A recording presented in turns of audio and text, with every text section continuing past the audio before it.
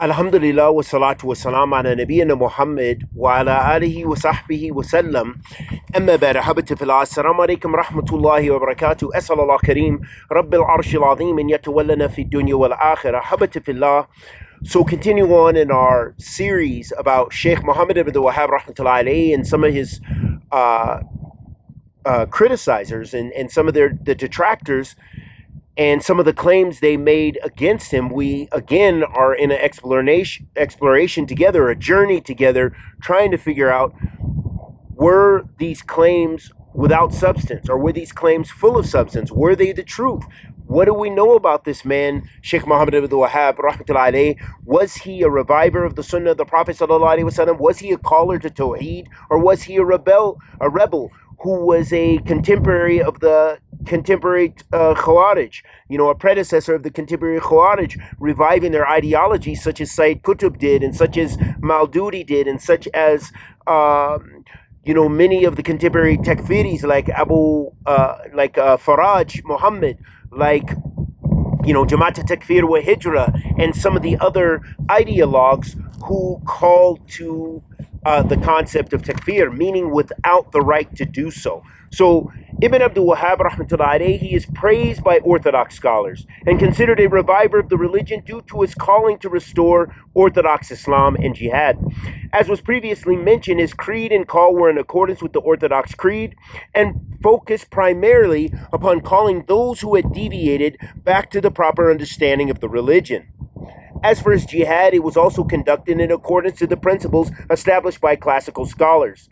The jihad, or holy struggle or fighting, of Ibn Abdul Wahab is also another issue exploited by his detractors, who accuse him of killing women and children and those who disagreed with him. However, the Orthodox scholars disagree with their criticisms, and the statements of Ibn Abdul Wahab regarding jihad conform to the Orthodox creed.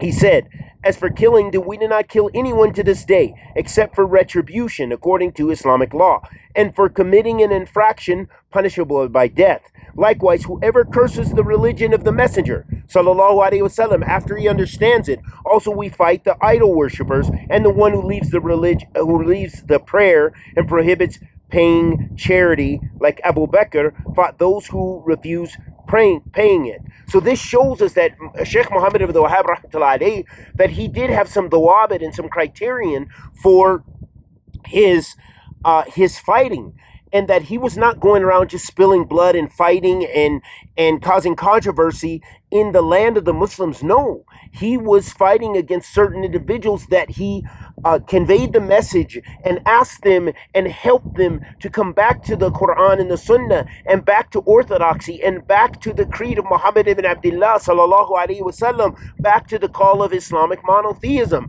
But yet people, some of them refuse. Some of them continue to worship graves and seek blessings from the dead, and dead saints that are under the earth that couldn't help themselves dig out of the earth even. But yet they persisted on that, and they persisted with arrogance, as the original polytheists did, and as those who refuse to pay the zakat to Abu Bakr as-Siddiq radiyallahu ta'ala anhu. And no one calls Abu Bakr as-Siddiq a Khawarij or predecessor to the contemporary takfiri groups. No, he is Abu Bakr as-Siddiq radiyallahu ta'ala anhu wa radiyallahu ta'ala anhum ajma'een, sahabat Rasul sallallahu alayhi wasallam.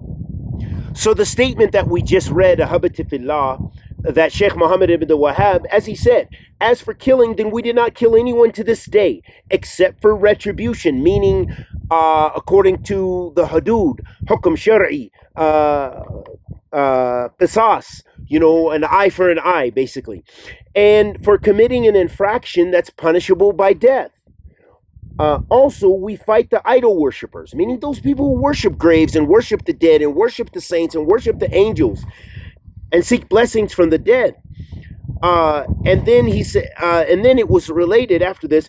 This statement shows that the methodology of the Sheikh in this issue is the creed of Ahl Sunnati wal Jama'ah, and that the goal of fighting and jihad is to make apparent the religion of Allah and the true worship of Him alone, and He has no partners. And How do we know this? Well, Muhammad ibn Abdullah sallallahu alayhi wasallam, he said, "Man qatal litakun kalimatullahi ulya fahuwa fi sabilillah azza wa jal." He said, whoever fights to make the word of Allah the most high, then this is fi sabilillah azza wa jal. That's what Sheikh Muhammad ibn Wahab was saying. That's what he was doing, rahmatullahi alayhi, rahmatin wasiya. To further illustrate, Ali Sheikh points out that the companions had consensus on fighting those who apostated. During the time of Abu Bakr radiallahu ta'ala anhu, his caliphate, many Arab tribes had apostated, and some people even claimed they were prophets after the Prophet Muhammad sallallahu alaihi wasallam. Still, some reverted to idol worship, while some tribes refused to pay the obligatory alms tax. So the companions radiyallahu ta'ala anhum ajma'in fought them, as that was in accordance with the Islamic faith as expounded by the Quran and the Sunnah. And this correlates with Muhammad ibn Abdul Wahhab's jihad, rahmatullahi alayhi, rahmatin wasiya. So, wahabatifullah, when we look at the divine text, and then we look at the seerah, the biography of the Salaf of this ummah, beginning with Abu Bakr as-Siddiq wa Umar bin al-Khattab radiyallahu ta'ala anhuma, when we look at that, and look at how they dealt with people who, yes, said La ilaha illallah, but had begun to claim prophethood, had begun to refuse to pay things that were known to the out of the religion by necessity, that you have to pay, who began to apostate by other false beliefs and abandoning the religion of Muhammad ibn Abdullah sallallahu alaihi wasallam. Moreover, it's the religion of all the prophets of Allah sallallahu alaihi wasallam radiyallahu ta'ala anhum wa alayhim afdal salatu wasalam jami'an. This is the prophets of Allah alayhim afdal salatu wasalam. So, abandoning the deen of Allah,